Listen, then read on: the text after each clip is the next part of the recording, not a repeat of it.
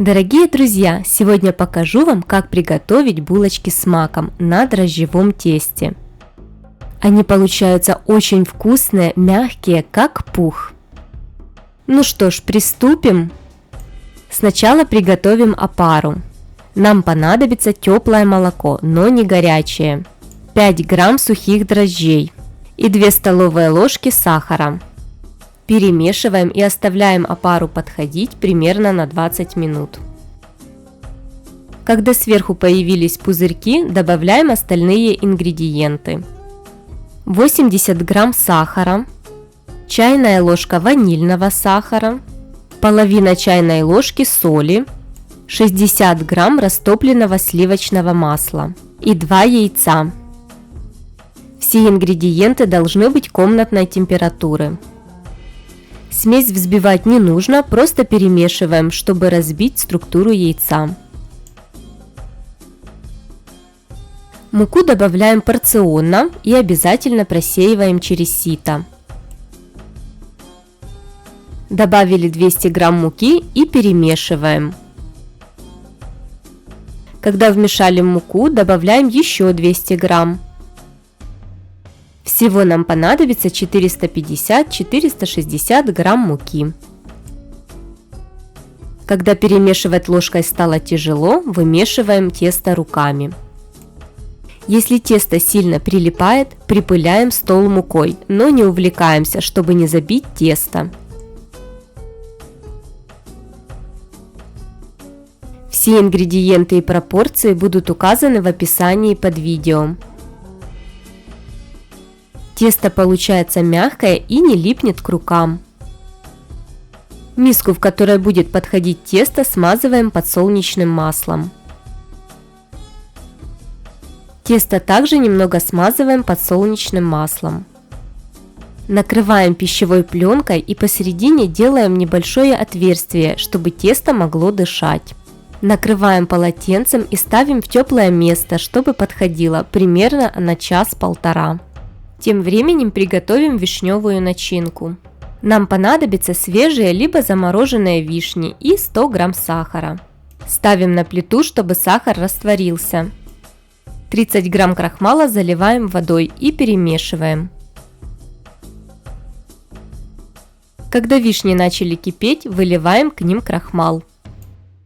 Все время перемешиваем, чтобы крахмал не взялся комочками. Вишня моментально начинает густеть, немножко провариваем и выключаем. Тесто отлично подошло, теперь начинаем с ним работать. Немножко перемешиваем, чтобы вышли все газы. Делим тесто на 3 части и скатываем каждую часть в шарик. Рецепт такого дрожжевого теста очень удачный, с ним легко работать. Накрываем тесто полотенцем и оставляем на 20 минут подходить.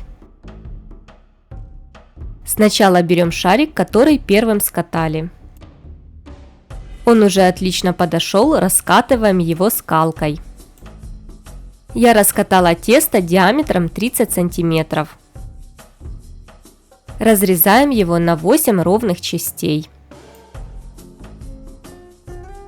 На широкий край выкладываем начинку, примерно 1 столовую ложку. Края собираем вместе и посередине защипываем. По краям также можно защипнуть, чтобы начинка не вытекала. Подбираем серединку теста и скатываем к узкой части треугольника. Таким образом у нас получается рогалик. Можно, конечно, с рогаликами не заморачиваться, а слепить просто как пирожок. Но мне больше нравится в форме рогаликов. Половину рогаликов я сделала с вишневой начинкой, а половину с маковой. Я покупаю маковую начинку, она уже сладкая и готовая к употреблению. Начинку можно использовать любую, например, творог с изюмом, либо повидло. Пока я скручиваю рогалики, подпишитесь на мой канал, если еще не подписаны, и поставьте лайк этому видео, а также нажимайте колокольчик, чтобы не пропускать выпуск новых вкусных рецептов. Напишите в комментариях, с какой начинкой вам нравятся рогалики. Выкладываем рогалики на противень, застеленный пергаментной бумагой. Накрываем пленкой либо полотенцем и оставляем подходить на 15-20 минут. Затем смазываем разболтанным яйцом.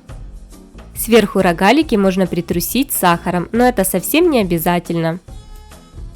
Выпекать будем в разогретой духовке до 180 градусов 25-30 минут. Какие же красивые они получились, а запах сладкой выпечки разносится по всей кухне. Ну что ж, завариваем чай и будем пробовать. Рогалики получились идеальные, они мягусенькие, как пух. Выпечка из такого теста может лежать 3-4 дня и не черстветь. Но скажу с личного опыта, у нас она так долго не лежит, съедаем сразу.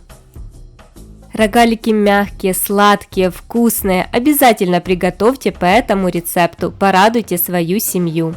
Приятного аппетита!